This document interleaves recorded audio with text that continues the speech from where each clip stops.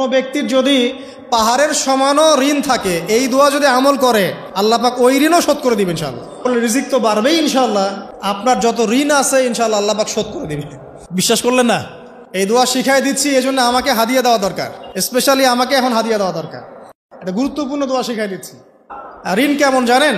ওই যে এখন মানুষ ঋণ নিচ্ছে 1 কোটি টাকা ব্যাংক থেকে, 2 কোটি টাকা ব্যাংক থেকে, হ্যাঁ, কত বছর, 10 বছরের জন্য, 20 বছরের জন্য বাড়ি করছে, তাই না? তার ধারণা এমন যে সে মারা গেলে তার ঋণটা কেউ না কেউ শোধ করে দিবে, তাই তো? আর আল্লাহর রসুল কি বলছেন দেখেন, একজন মারা গেছেন, নবী সাল্লাল্লাহু আলাইহি ওয়াসাল্লামের সময় একজন মারা গেছেন। তো নবী করিম সাল্লাল্লাহু আলাইহি ওয়াসাল্লাম বলছেন, এই ব্যক্তির কি কোনো ঋণ আছে? একজন সাহাবী বলেন, হ্যাঁ ইয়া রাসূলুল্লাহ, তো ঋণ আছে। নবীজি বললেন, তোমরা ওর জানাজা পড়ো, আমাকে ডেকো না। তোমরা ওর জানাজা পড়ে নাও, আমি জানাজা পড়তে চাচ্ছি না। আমি এখন কেমন করে আপনাকে বুঝাবো ঋণ কত ভয়ঙ্কর জিনিস? আপনি যে ব্যাংক থেকে 3-4 কোটি টাকার লোন নিয়ে রাখছেন, লাখ লাখ টাকা লোন নিয়ে বসে আছেন, দিব্যি সুখে বসে আছেন, এমন চিন্তায় যে আপনার মৌত হবে না। আর নবী সাল্লাল্লাহু আলাইহি ওয়াসাল্লাম সময়ে একজন মারা যাচ্ছেন, তিনি বলছেন তোমরা জানাজা পড়ে নাও, আমি জানাজা পড়তে চাচ্ছি না। মানে ঋণগ্রস্ত ব্যক্তির জানাজাও তিনি পড়তেন না।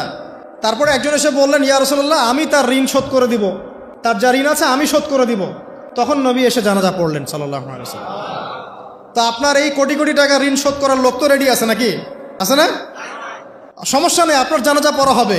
কারণ হুজুরকে আপনি 5,000 টাকা দিবেন, হুজুর জানাজা পড়াই দিবে, কোনো সমস্যা নেই।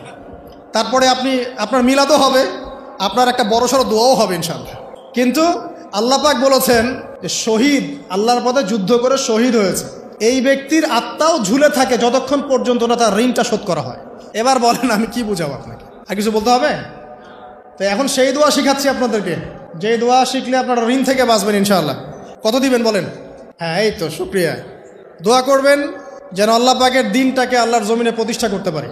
আমার সাথে বলেন, দোয়াটা হচ্ছে আল্লাহুম্মা ইকফিনি বিহালালিকা আন হারামিকা ওয়া আগনিনি বিফদলিকা আম্মান সিওয়াকা।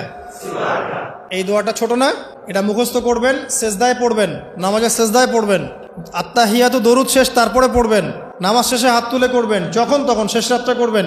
ইনশাআল্লাহ দেখবেন আপনার ঋণ বলতে কিছু থাকবে না ইনশাআল্লাহ। যদি থাকেও, বড় কোনো ঋণ থাকেও, আল্লাহ পাক অন্য কোনো মাধ্যমে এটা শোধ করার ব্যবস্থা করে দিবেন ইনশাআল্লাহ। আমার জীবনে এমন ঘটনাও ঘটেছে, এটা এখন গল্পটা মনে পড়ে গেল তাই বলছি, যে 1,20,000 টাকা ঋণ আছে আমার, শোধ করার কোনো অপশন নাই। আচ্ছা, আমার চোখে ধরা পড়ছে না যে 1,20,000 টাকা আমি কেমনে দিব। কি হলো, হঠাৎ করে আমরা একটা সার্কুলার দেখলাম যে সারা বাংলাদেশে ইসলামিক ট্যালেন্ট খোঁজা হচ্ছে। 2000 এটা মনে হয় 17 কি 18 সালের কথা, হ্যাঁ 18 না, আচ্ছা 18। তো হ্যাঁ, আলোকিত কেন। তো এখন আমার ওয়াইফ বলছেন যে আপনি এটাতে অ্যাপ্লাই করেন। আমি অ্যাপ্লাই করবো, এটা তো আলেম ওলামাদের প্ল্যাটফর্ম, আমি এখানে জেনারেল থেকে আসা মানুষ, কেমন করে কি। তো সে বলছেন না, আপনি পারবেন ইনশাল্লাহ, আপনি পড়াশোনা করেন, ইনশাল্লাহ পারবেন। তো আমি দেখছি আগে প্রাইস কি আছে, কষ্ট তো করবো, আগে দেখি পুরস্কারটা কি। তো পুরস্কারটা দেখছি যে একটা ওমরা করাবে। ওমরা করা তো যে কারোর জন্য একটা মানে স্বপ্নের ব্যাপার না। ওমরা করা তো সবাই আমরা খুব পছন্দ করি, আল্লাহ পাক আমাদেরকে বেশি বেশি ওমরা করার তৌফিক দেখ। আর লেখা আছে যে ফার্স্ট প্রাইজ 3 লাখ টাকা, second prize 2 lakh, third prize হচ্ছে 1 লাখ টাকা। আচ্ছা ঠিক আছে। তারপর টানা 4 কি 5 মাস দৈনিক 10 থেকে 12 ঘন্টা করে পড়েছে। টানা 4 থেকে 5 মাস দৈনিক 10 থেকে 12 ঘন্টা, নাওয়া খাওয়া সব ওখানেই।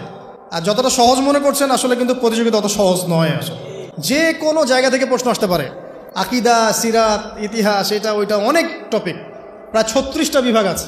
তো আলহামদুলিল্লাহ কিভাবে জানি আস্তে আস্তে উঠতে পারলাম। গিয়ে দেখলাম যে হ্যাঁ, টিভি রাউন্ডে চলে গেছি। আমি তেমন কিছুই করি নাই, আমি শুধু পরিশ্রম করেছি, আল্লাহর কাছে বেশি থেকে বেশি দোয়া করেছি যে আল্লাহ আমার ঋণ আছে, ঋণ শোধ করতে হবে একটা।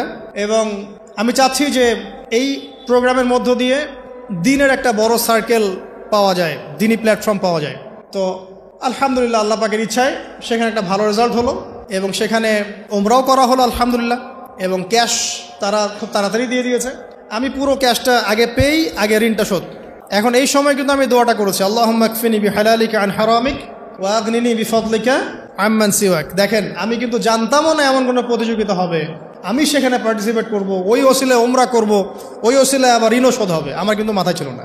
এটাই হচ্ছে আল্লাহ পাকের সেই আয়াত, ওয়া মান ইয়াত্তাকিল্লাহ ইয়াজআল লাহু মাখরাজা। আল্লাহ পাককে যে ভয় করবে আল্লাহ পাক তার জন্য রাস্তা খুলে দিবেন ইনশাআল্লাহ।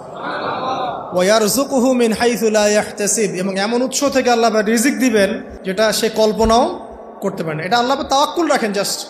ওই ইসমাঈল আলাইহিস সালামের মায়ের মতো হাজরা আলাইহিস সালাম ইব্রাহিম আলাইহিস সালামকে বলছেন, আপনি আমাকে এখানে ছেড়ে যাচ্ছেন কি জন্যে? ইব্রাহিম বলছেন আল্লাহর আদেশে। তখন তিনি বলছেন, তাহলে আল্লাহ আমাকে ফেলে দিবেন ইনশাআল্লাহ। সেই মায়ের গর্ভ থেকে ইসমাইলের মতো সন্তানের জন্ম হলো, যেই সন্তানকে বাবা বলছে যে আমি তোমাকে জবাই করছি, স্বপ্নে দেখেছি, ফানজুর মাযা তারা, তোমার রায় কি? সে বলছে ইয়া আবাতি ফাআল মা তু'মার, আপনাকে যে আদেশ করা হয়েছে আপনি সেটাই করেন। সাতাজিদুনি ইনশাআল্লাহু মিনাস সাবিরিন, ইনশাআল্লাহ আপনি আমাকে ধৈর্যশীল পাবেন। দেখেন কোন মায়ের গর্ভ থেকে কোন সন্তান। তাকে কি বাবা মানুষ করেছিলেন? না, তাকে তার মা মানুষ করেছেন। তো ওই রকম তাওয়াক্কুলকারিনী হাজরা আলাইহিস সালামের মতো মা যদি ঘরে ঘরে থাকে, বোন আর স্ত্রী ঘরে ঘরে থাকে, তখন ইসমাইলি প্রজন্ম আসবে ইনশাআল্লাহ।